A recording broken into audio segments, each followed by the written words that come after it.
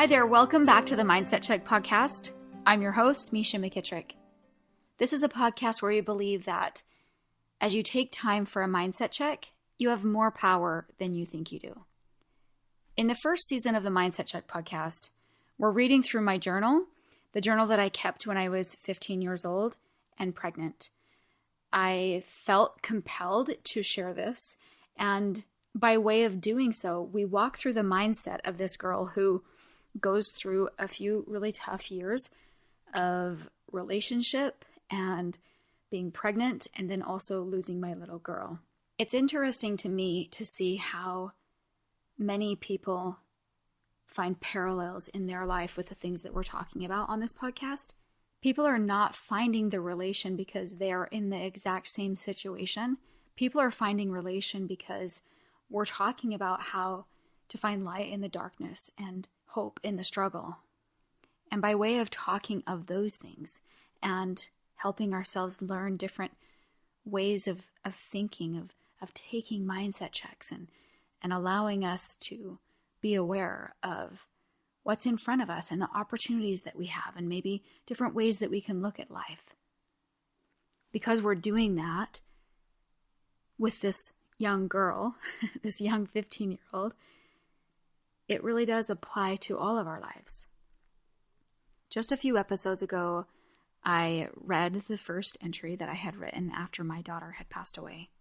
And by way of reading that, we're diving, feet first into grief and how inside of our mind determines so much of the way that we grieve or deal with loss in our life. And so I'm hoping from the bottom of my heart that this applies to all of my listeners because sorrow has not escaped the throes of any household ever, right? Today's episode I'm really excited for because I interview a friend named Lorenne. She is the mother of 6, and about 10 years ago, she lost her little girl who was 4 years old at the time. And I have always really adored Lorenne. She's a very vivacious person who has a very large desire and thirst for learning. I've always really admired the way that she is very authentic to grief and she has a lot of wisdom inside of it. And I felt compelled to ask her if I could interview her and share that with you. And maybe it will allow you a breakthrough in the way that you have moved or maybe the way that you may move through loss in the future. So without further ado, let's jump in. Hi, Lorenne.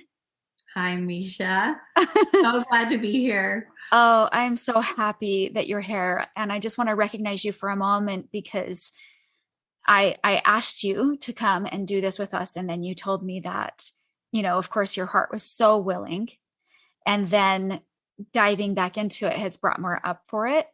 Brought more up for you. And so I just want to recognize you for sitting here and going forward with telling the story of your sweet Elle and who she is and your journey with her and your experience.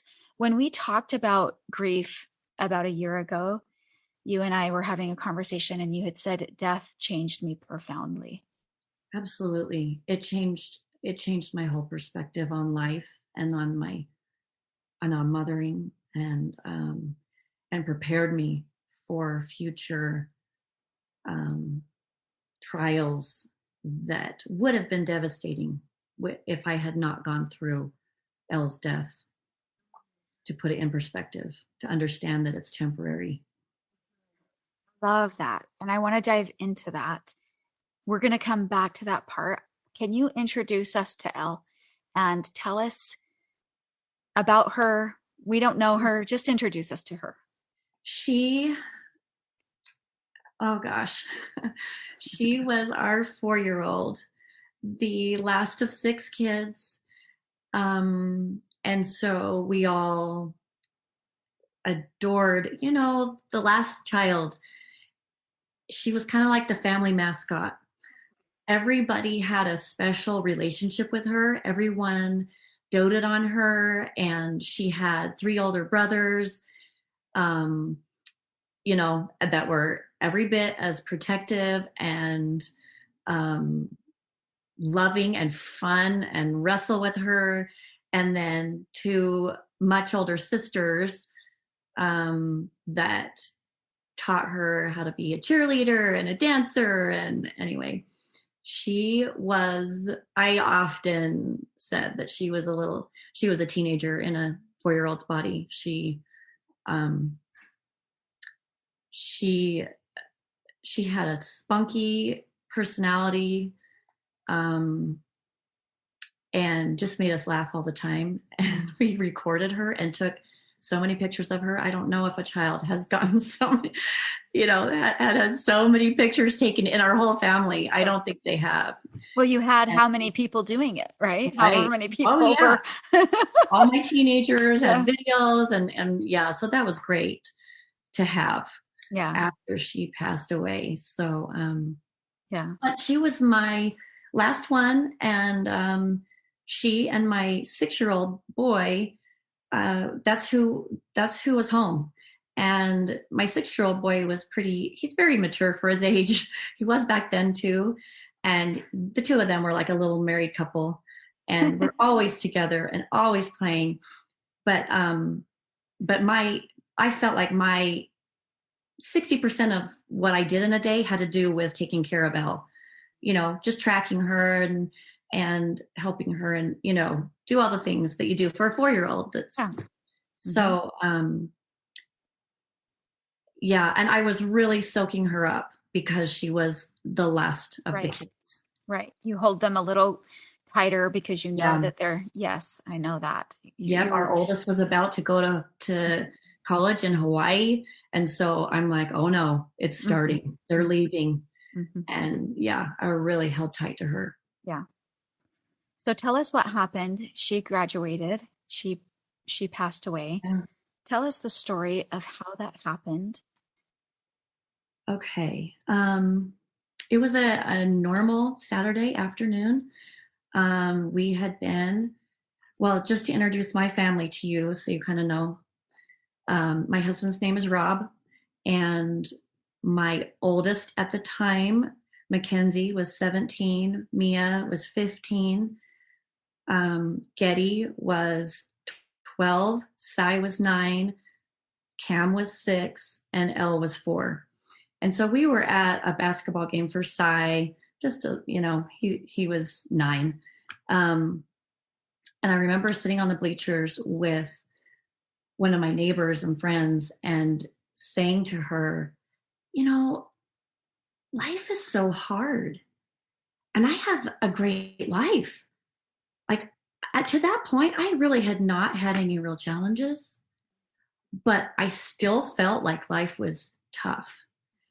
And she said the same thing. And interestingly enough, years later, she went through the challenge of her life. But Elle was mad because I took my phone away from her. Her grandparents had arrived, and I was like, let's go play with Grandma and Grandpa. And she was mad, so I put her in timeout by the bleachers. Like, timeout, settle down. And Grandma and Grandpa rescued her, grabbed her, played with her, talked with her, and took her to our oldest daughter, Mackenzie's basketball game. I was gone for the afternoon with Mia. We went to the gym, and Elle had decided not to go grocery shopping with Rob, like she always does every weekend. She did. She wanted to go to her friend's house, and so he dropped her off there. And then we all we were sitting in the great room, and I was tidying up the kitchen, and I remember kind of things were all wrapped up and things were kind of calmed down. The kids were watching Fresh Prince of Bel-Air, and Rob was on the couch on his computer. And, I remember I leaned back against my kitchen desk and folded my arms, and I was just like waiting. And that's when our neighbor came running in, rang the doorbell several times, rushed in the door and said, "Call 911. It's your daughter." And I didn't know which daughter. And the kids and Rob just jumped up and ran outside, and I'm trying to find my phone and call 911. And then I ran outside. It was February, and I was barefoot. I just ran up the street. We have 4 doctors on our street. So I decided, I knew I couldn't help. I found out it was Elle. I couldn't help her. And so I wanted to find help. And so I ran to all these homes of the doctors on our street. And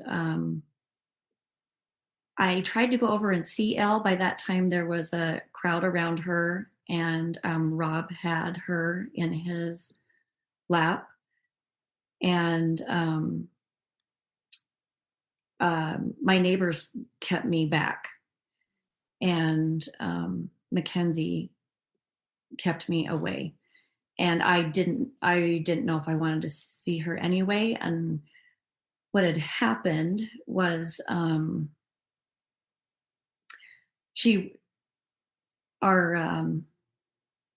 of our neighbors that had Elle at her house playing had her own little kids and a couple of young cousins, and she ended up having to take the cousins home. So they were all piling in her minivan, and Elle was supposed to pile in too, and she was just going to drop her off down the street. But Elle got her boots on and her coat, and she just started walking home. And she knew the way, but we didn't allow her to, walk alone. But in her walk, another neighbor had a car in the driveway and was pulling out and around it, and didn't see her and ran over Elle. And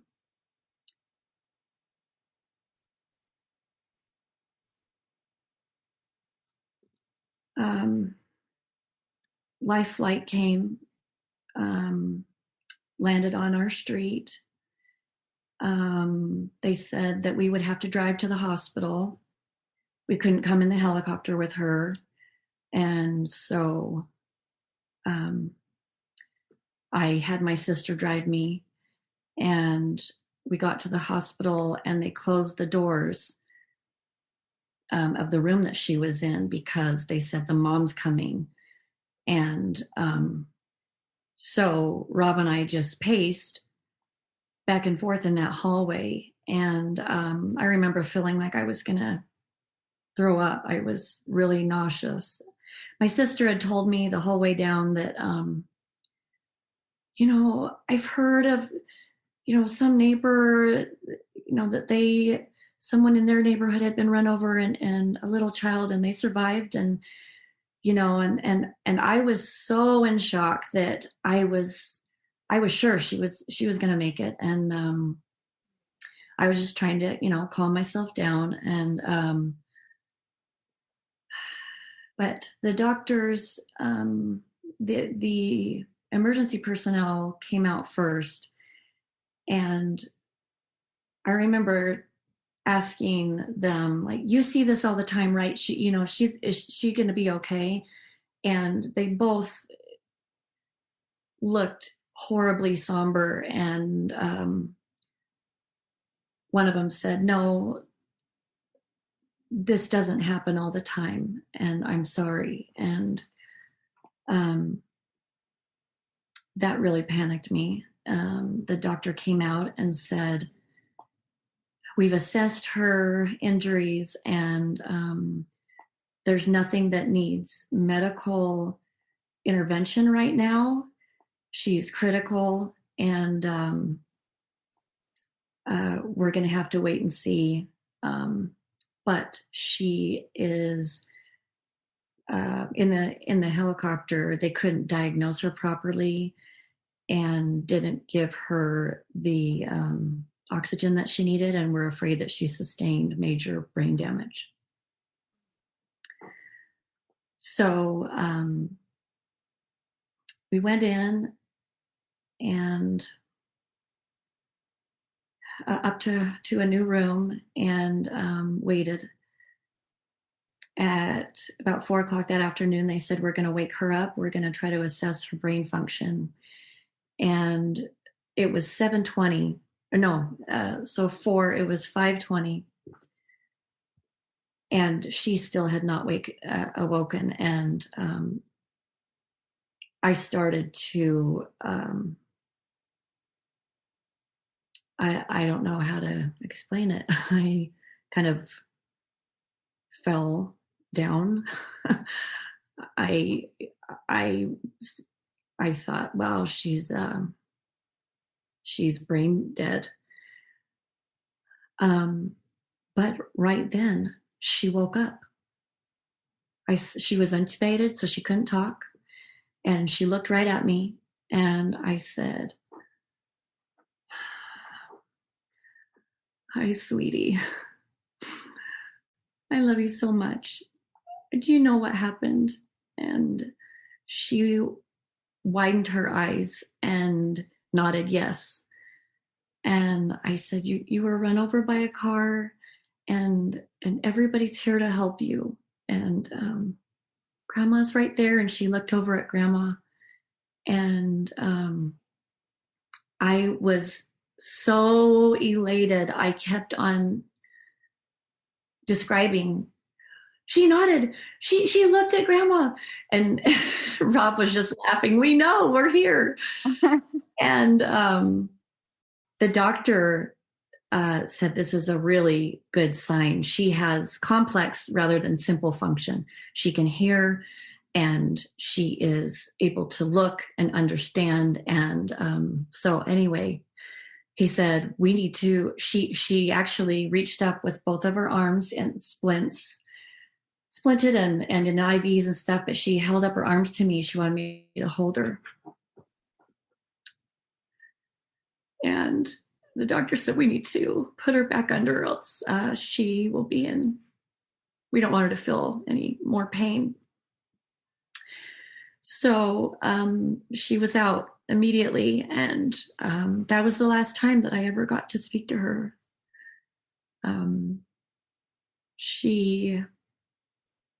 It was a total of 5 days that she was in the hospital. We had a lot of ups and downs.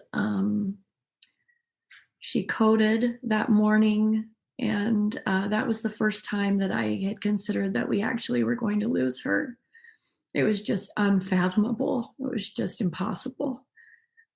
You know, we just weren't a family without her. It was so devastating. I felt, I remember feeling a stabbing feeling in my skull. And that stayed with me overnight. She had to have emergency surgery. And I was so physically in pain because of the horror of it.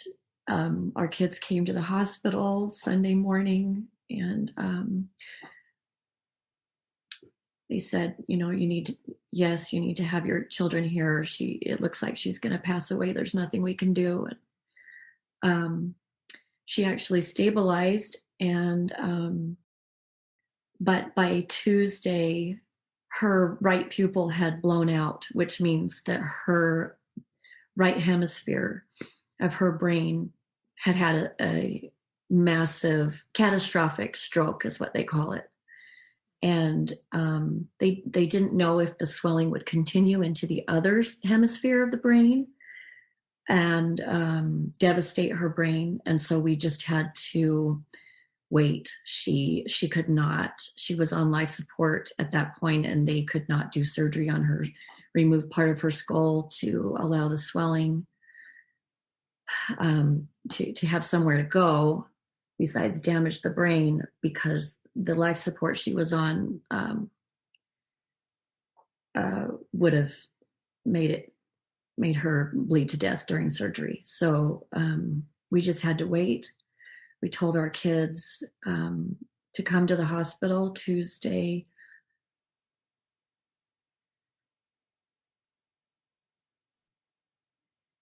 I remember, I'm going to read this part in my journal.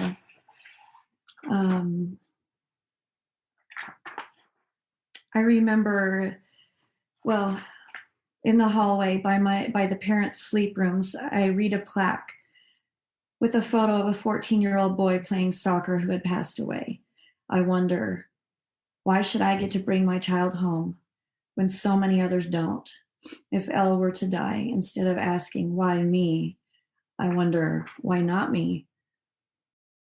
Although Elle is stable, I feel a sense of dread as I pray, thy will be done. And then she had the stroke.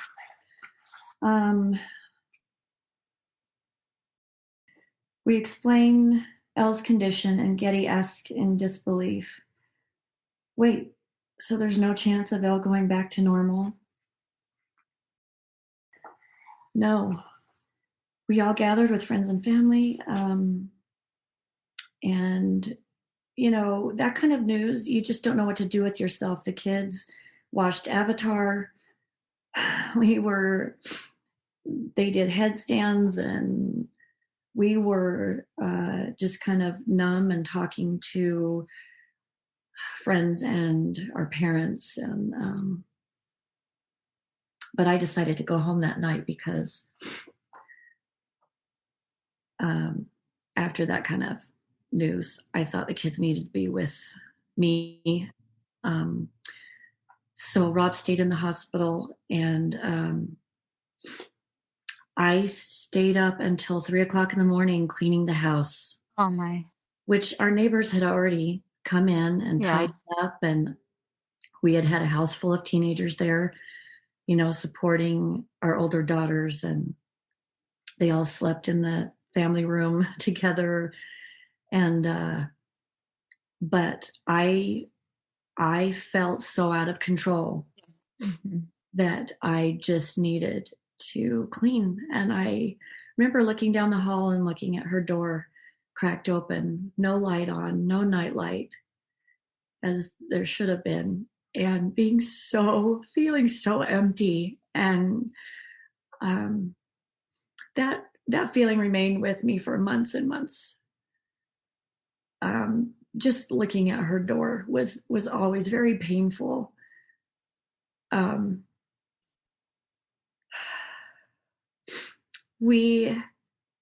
Rob said that a general authority and apostle in our Church of Jesus Christ of Latter-day Saints was going to visit and to hurry to the hospital, which was like 40 minutes away. And so without hardly any sleep, I got all the kids up and we rushed to the hospital. And that's kind of another story. But the doctors told us soon after that apostle left that Elle was dying. Her stroke had completely devastated her brain, and we would need to make arrangements and decisions about donating organs and things like that. And so all the kids, we gave them the opportunity to get into her bed with her and lay by her and say goodbye. And when they were all done, they wanted to do it again, realizing this really was the end. And they all got in bed with her again, each one, and whispered to her and cried.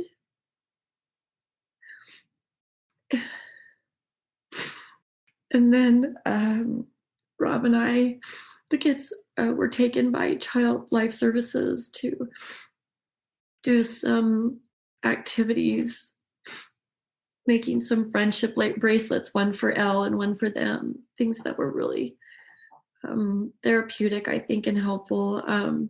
Rob and I stayed in the room, and they picked her up and put her in my arms. And Rob was sitting next to me and stroking her legs. I remember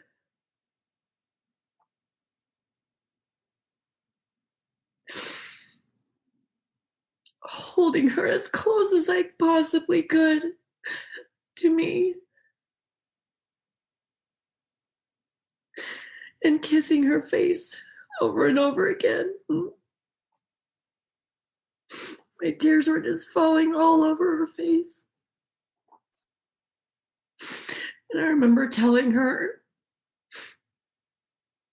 in just a few minutes, you will be in such a happy, beautiful place.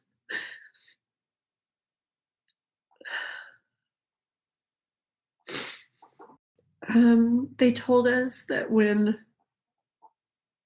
it was time to unplug the machines, that they didn't know if she was going to physically respond. And I was horrified by that. But when they finally unplugged the machines,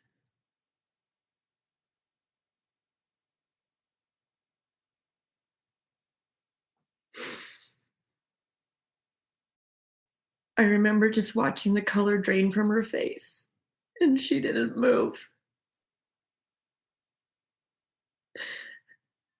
She was absolutely still and didn't make a sound.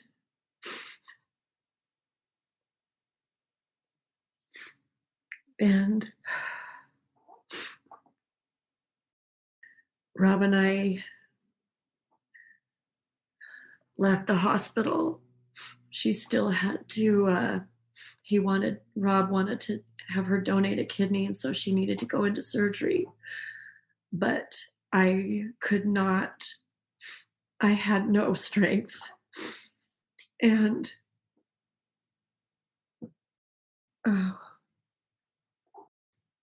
I remember thinking, this is the start of our life without Elle.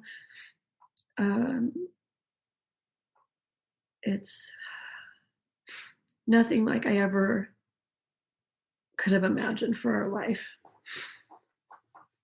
Yeah. Wow, Lorenne, what a story. I have so many questions, and I already know that when you're telling it, that you know so much. For example, you know so much about those days in the hospital and the time that it allowed you to process or to accept. You know how that sat for your kids. You know how, I've experienced death immediate, and I've experienced death very prolonged, somebody dying of cancer, my dad. I know that you've lost your dad too. I don't remember how. It was sudden, a heart attack in a grocery store. Mm-hmm. And so it's interesting, I think, how we start to then see how the different experiences affect us and how maybe what we needed at the time and in the moment. My first, I just wonder, were you happy to have been held back at the scene of the accident? How did you feel about that? Yes. I was very, because Cy, who was 9, saw her, Mackenzie saw her, Rob saw her, and her head was not crushed. It was her body, but she couldn't breathe very well. And that vision of her, that haunted them. Yeah. For a long time afterward. It was very traumatic to see her in that condition and know that they couldn't help her. And so I was grateful that I didn't have to see. Yeah.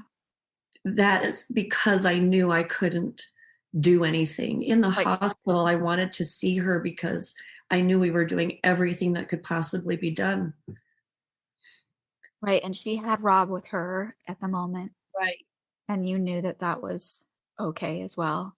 Right.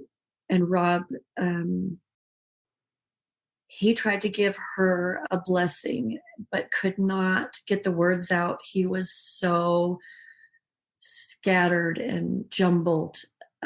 He said I was just nonsensical, Yeah. Right. just from the shock. So Yeah. that was something extra that he had to work through.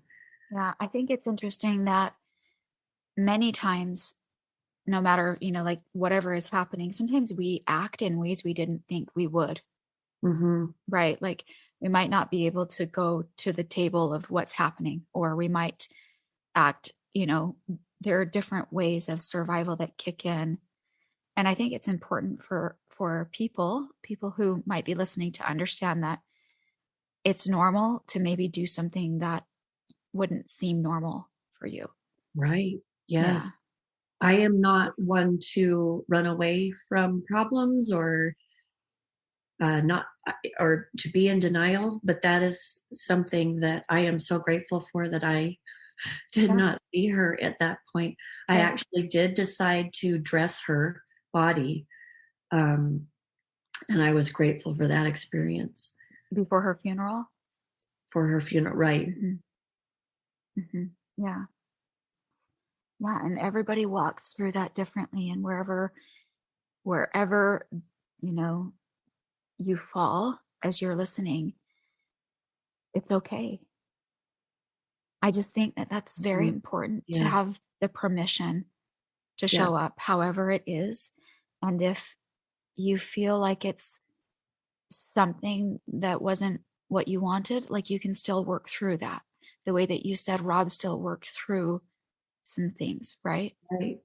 Yeah. Right. All of us grieved very differently, and because of their ages, the children, uh, Cam, the 6-year-old, didn't even understand what was going on. And when he was 8 years old, I remember he told me 2 years later, he said, out of the blue, we were talking in the kitchen one day. He said, you know, when I was holding Elle, I didn't know that was the last time I would ever see her. And I said, what do you mean holding Elle? And he said, in the casket. He was one of the honorary pallbearers, and he kind of walked alongside. I didn't know that I would never see her again. And just at 8, 2 years later, it's occurring to him. He has, his brain had developed to the point where now he could process it in a different way.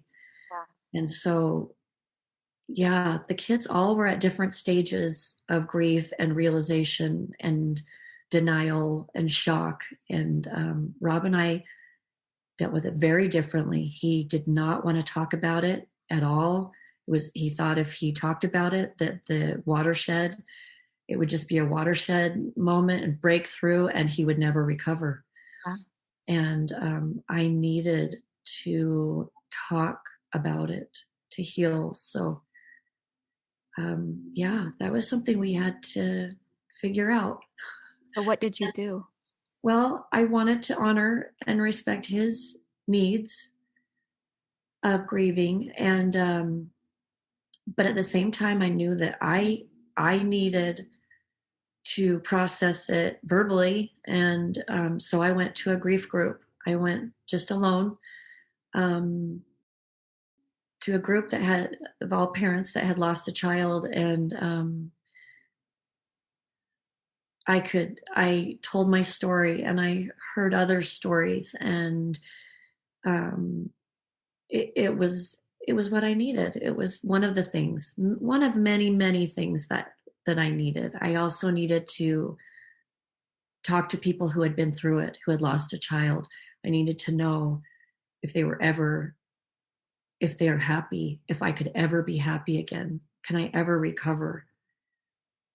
Um, that was critical for me. I was desperate to talk to people and find out.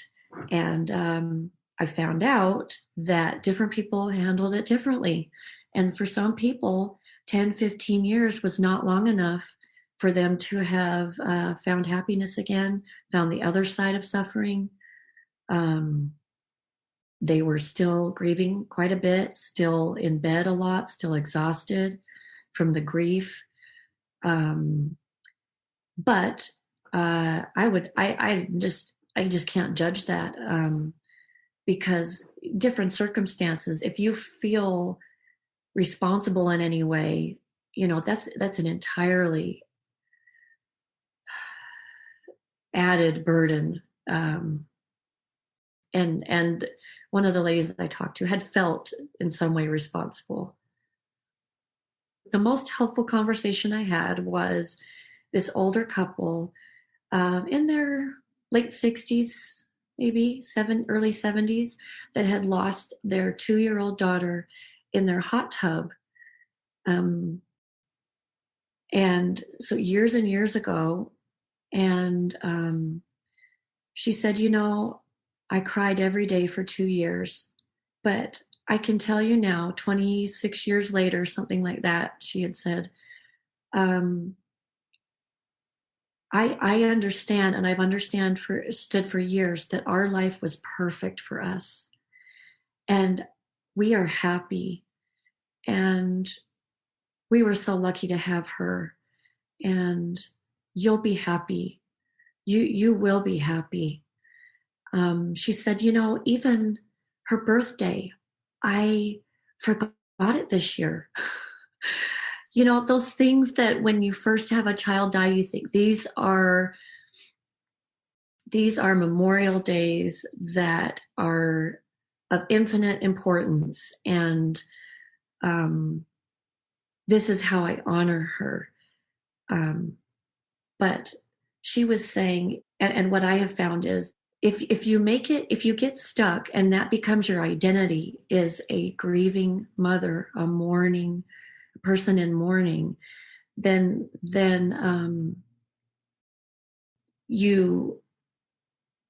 it prevents you from moving ahead in life. And not that we shouldn't remember their birthdays, and but if you don't, it's okay. Yeah. Yeah. It doesn't change your love for them. No. Yeah. Absolutely not. Right. So many things I want to break apart that you've talked about. I'm wondering if you noticed a difference between the group who you said tended to take a lot longer to grieve, 10 to 15 years, versus and to some degree, we always carry them with us, and in essence our love like turns into grief. But it's just how we identify it, where we can move, we're not moving in the sadness and in any way that our life is now disabled, right? And that's what I would define as someone who's really struggling, that their life is then somehow interrupted or disabled, and instead of allowing. And then the other group who tended to heal and to find happiness again. What were the main differences, and can you draw any without making any judgments, just what you noticed? I think faith in God, faith that there's a plan, there's purpose in life and death, made a huge difference. I think sometimes the one lady in particular that was still really stuck, I think that she blamed herself. And I think sometimes we feel like we have more control than we actually do. Yeah. We think, for example, if my neighbor, if they thought, well, if I had not backed out at just that moment, then she would be alive today, 10 years later. I don't believe that. I believe it was her time to go. Yes. And if she didn't go that way, she would have gone a different way. Right. And death is ugly no matter what way it happens, especially when it happens to a child. There's no beautiful way they die. Right. So I think when we hold ourselves as responsible and in control, and if I just would have not been on the phone and I would have paid attention to where they were, and I would have looked before she had actually had a driveway accident too, but she had run over her own little boy on his big wheel. And that's why I would never, ever judge her. If I had been the driver, and I've told the driver this many times, I have thanked that person for taking that from us, because it should have been me. It should have been me that ran her over. She'd been in our driveway many, many times. It should have been our 17-year-old new driver that should have run her over. It should have been my husband. And to have that layer of horror and feeling responsible, and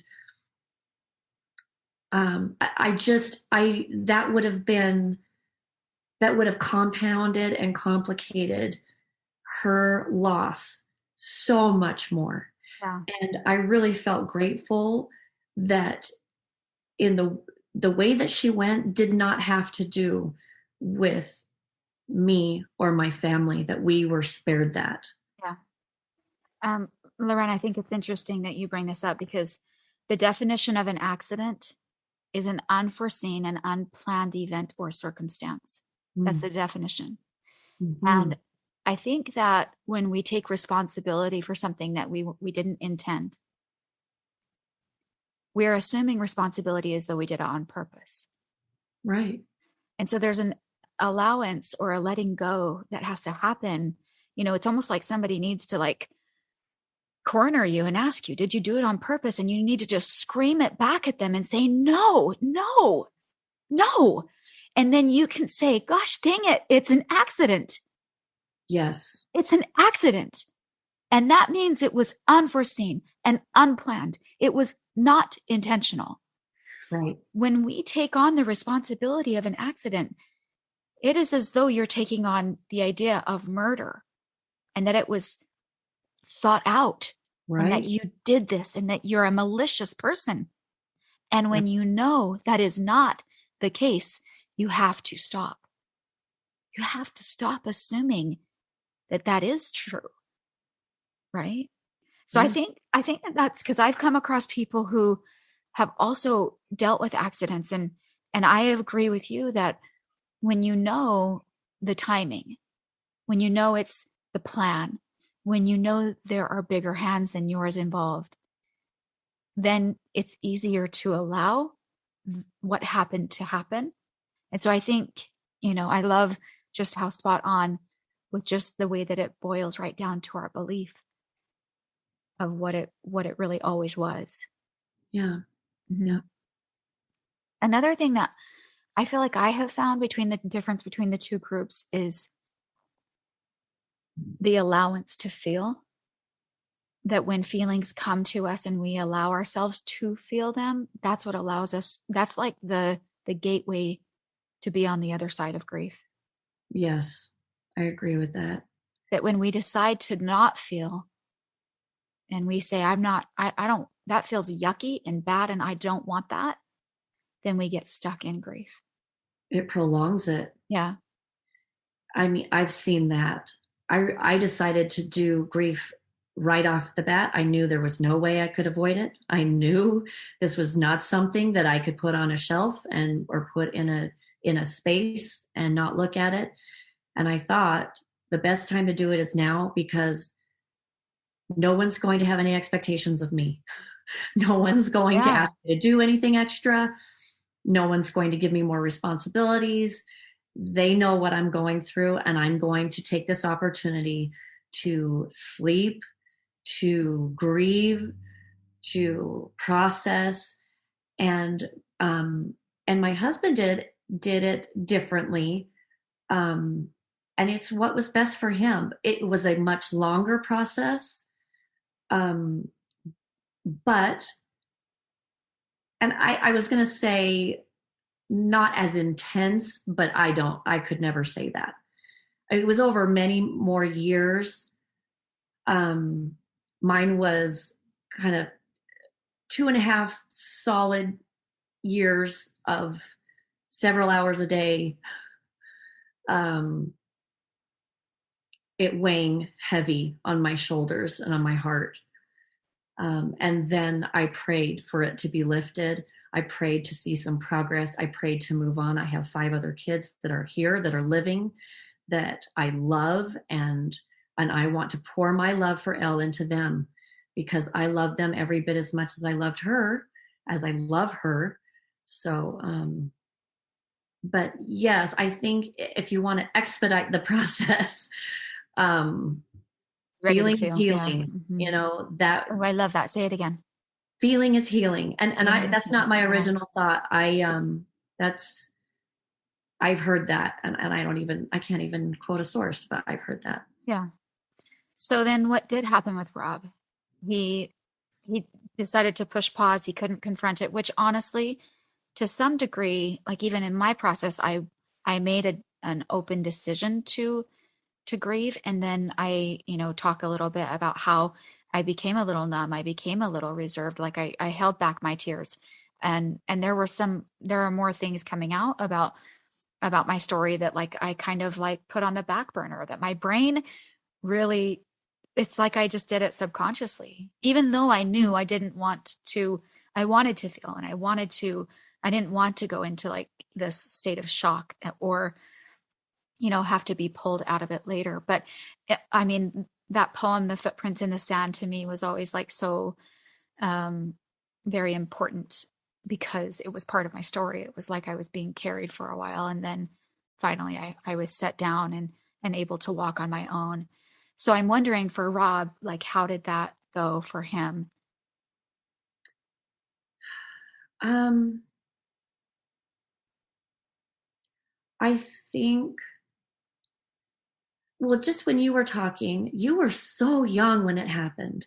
And I have thought many, many times, I was an older mom. I'd had 6 kids. I was 40. Um, if it had happened to me when I was 20, or, wow, totally different.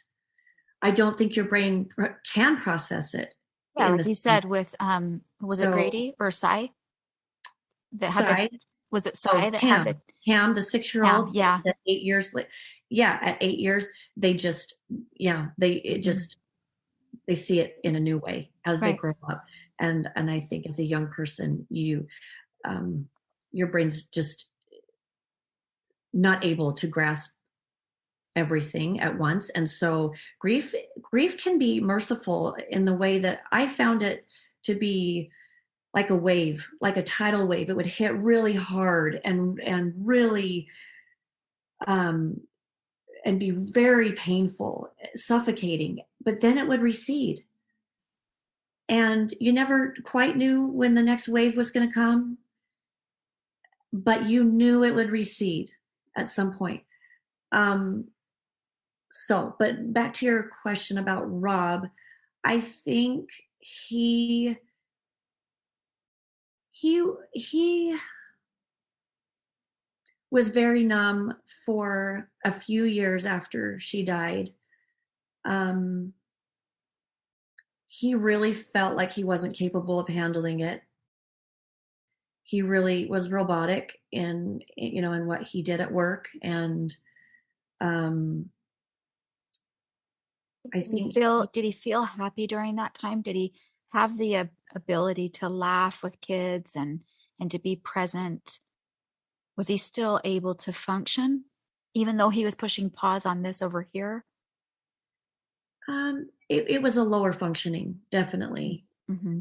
He was trying really hard to find a way to be happy, but hadn't found it. And um, he's always been a wonderful dad, and um, he really he was there for the kids. He just could not feel the enjoyment. I think when you're not willing to feel the depths, you can't feel the heights.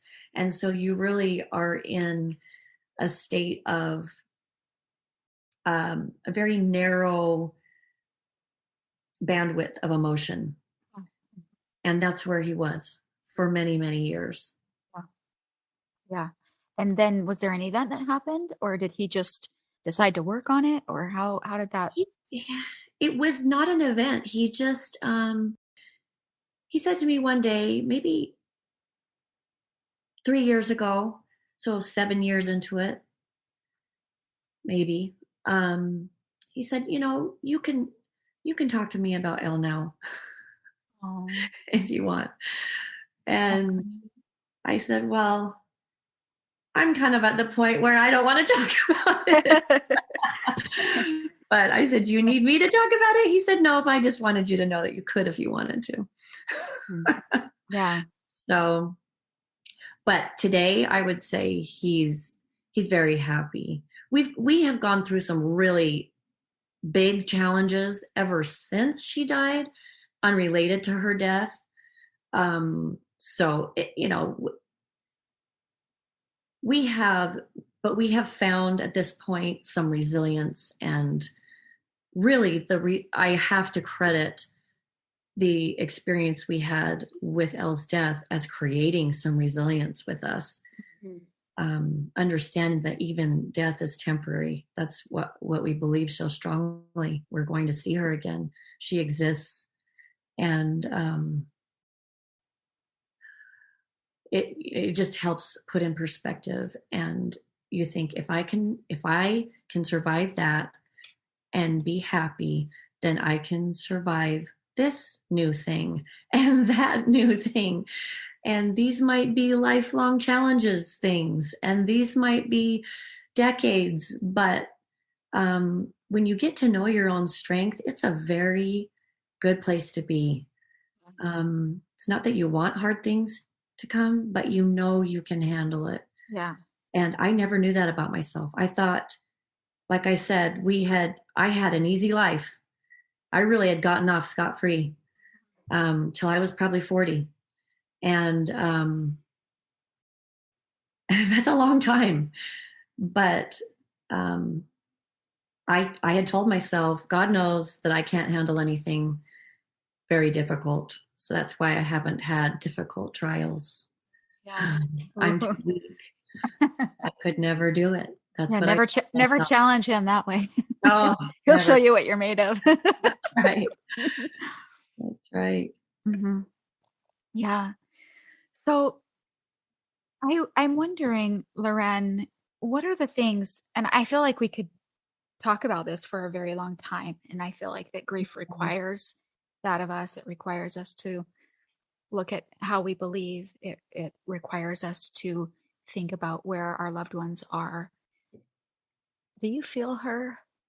Do you feel her now? Do you feel like she's been a part of your life?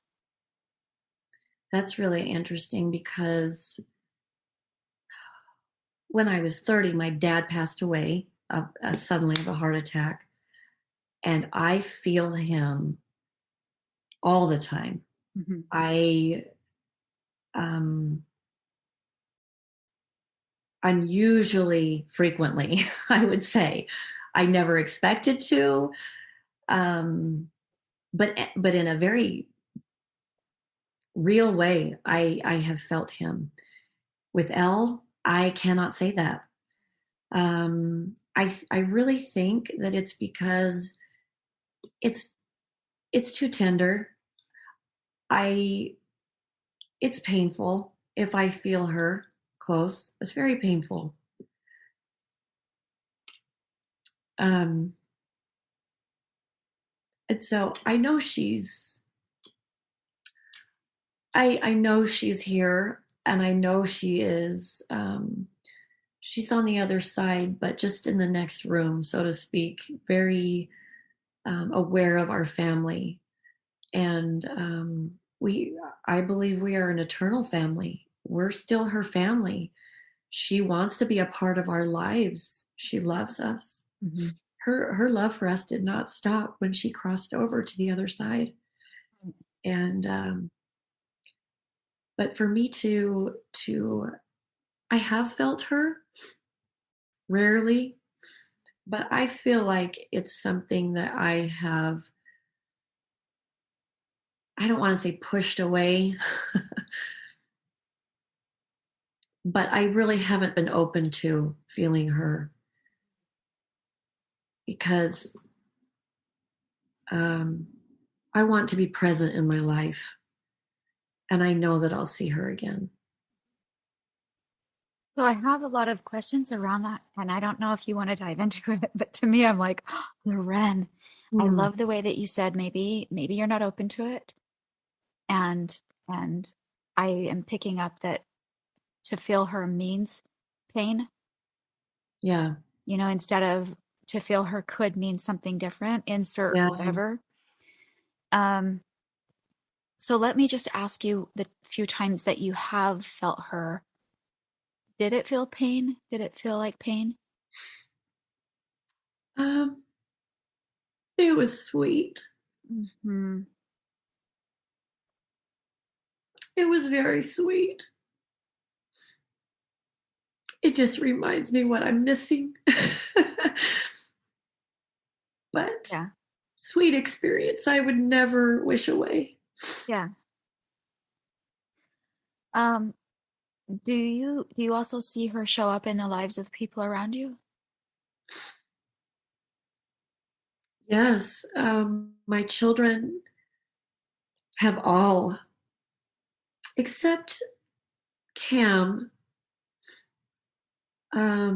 Getty has had several experiences where he feels like she was with him. He had to go to rehab for drug addiction, and in that process of meditation, and he really felt her with him, and that's exactly where I would want her to be. When we couldn't be with him, he was in residential. Um,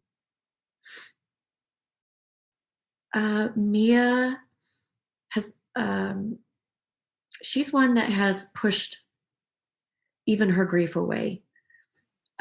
She's refused to acknowledge it in a lot of ways. And to this day, 10 years later, she cannot say Elle. She can't say her name. She won't say her name. Um, I don't think that Mia would say that's healthy for her. I think she knows it's a problem for her. I think it's affecting her life negatively. The fear has grown bigger and bigger and bigger The into facing it. the avoidance and Yeah. trying to escape is Yeah. is getting bigger. Hmm. Um, but Mackenzie has felt her, and it's been a precious experience. And Cy is on a mission for the Church of Jesus Christ of Latter-day Saints, and he has felt her. And um, again, we can't be there with him, so it's really awesome that we have an Angel. angel. Hmm. Yeah. Oh, Mia, I just want to hold her heart. Yes, Um, Mia. yeah, I just want to hold her heart so gently and just, it's interesting She when you, loves you.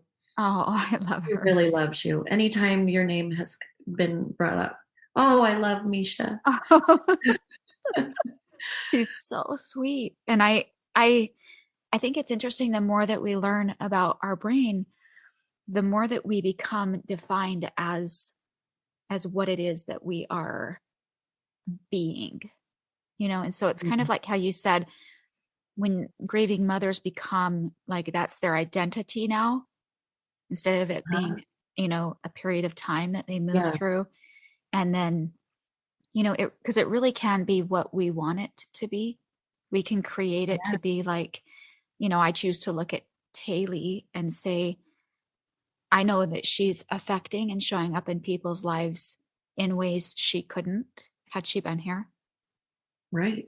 She has a half sister that she's shown up for that Mm. it would have been impossible for her to be in some of the circumstances that she's been in. People who've been close to dying have had experiences with her. People that have been on their, their last straw with life. Oh, wow. She showed up for. And so as a mom, like, I just look at that as like a complete pleasure and honor. And Lorenne, I just know that if we can hold on to the belief that when they show up for us, they can show up in ways that they wouldn't have shown up, Right. Yeah. and rewrite the idea of pain into privilege. If we can replace pain with privilege, like, the idea that if she comes and sees you or somehow shows up for you, it's not that all of these people are seeing her. They're having experiences with her, and whatever that experience looks like for them was suited for them, Right. and the same way that when you've experienced Elle, it was suited for you. And I just really believe that if we can reframe our pain into privilege, that we open the door to be able to have experiences like you said. I'm not sure that I'm ready. It's like this. It's like I was watching Eat, Pray, Love like a couple weekends ago, and at the very end, they say that she didn't feel like she could feel balanced and be married because sometimes there's so much imbalance. And then her like guru guy says to her that maybe the very essence of being unbalanced in marriage is the balance of marriage. Wow. And so it's the same when I think about you and how you say I'm here and I'm functioning here and I know I'll be with her again. I feel like, well, the very essence of who you are, Lorenne, is a mother who has the privilege of having this guardian angel, this beautiful person of power in your life. That's the very essence of who you are. And by accepting who you are, you gain so much power. You gain more power in being who you are here because you have her fighting for you there as well. And I don't know. I've never thought about it that way ever. I've never understood it that way. And I love that. I need to really think deeply about that. Yeah. Yeah. I feel like so much of our grief, if we take a look at what we're believing and we are able to sit in the courage and the bravery that it takes to say it out loud, that's where we can take it apart.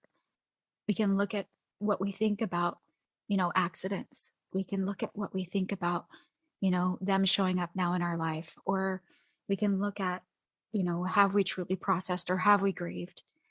All of the questions that I sit in a space and have for you, that I'm like, as a mother of another angel girl, what would you even call us? There's probably a great name. I think, well, in the blogosphere years ago, they had some angel moms. Yeah. They called themselves angel moms. Yeah. Yeah. And I don't know. I just feel like that when we, shared stories bring hope and healing. Our shared stories bring hope and healing. And I think that when we sit together and share and walk through what our beliefs are, it gives us access to look at it in a different way. And it brings expansion into our own life and into our own ways that we grieve. Yeah. I love that. It's beautiful. It really is. Yeah. Lorenne, thank you so much for sitting in the courage and, everything that it took for you to be here with me today and allowing that space of me being able to ask you these questions and for you to ultimately share with our listeners so that they can have the step into something different for them from whatever they learn and gain. I really appreciate the opportunity. It really has been another step in healing that I need to take. Yeah. So thank you so much. I love you, girl. I love you. Don't you just love spending time with Lorenne? The one thing that I really enjoy is being able to absorb the things that she's learned. She has the desire to learn and to understand, and by way of doing that, she blesses the lives of everyone around her. And I really love that part about Lorenne and how open she is to just looking at things.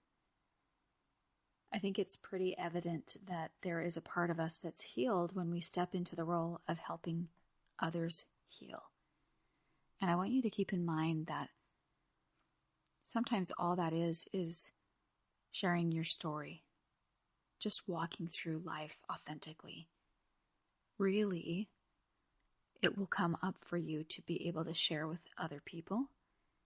And it's a privilege to be able to help other people just by sharing your truth. Just keep that in mind. And remember, I always love to hear from you. I love to hear your stories. I love to hear how you're receiving the podcast. I encourage you to reach out to me. You can always send me messages at hello@myfriendmisha.com, or you can DM me on Instagram or find me on Facebook at myfriendmisha. And don't forget, we also have our Facebook group, the Mindset Check Podcast. That is just such a great place to dive in and to listen to juicy conversations that I'm having with all the listeners and whoever wants to. It's really, really fun. Also, if you want to support this podcast in moving forward and you're on Amazon anyway, buying everything in your life, all of the things that you need for summer, supplies for your house, because it's just so much easier. If you're doing that anyway, when you shop, instead of typing in Amazon.com, you can support this podcast by typing in Amazon.com/shop/myfriendmisha.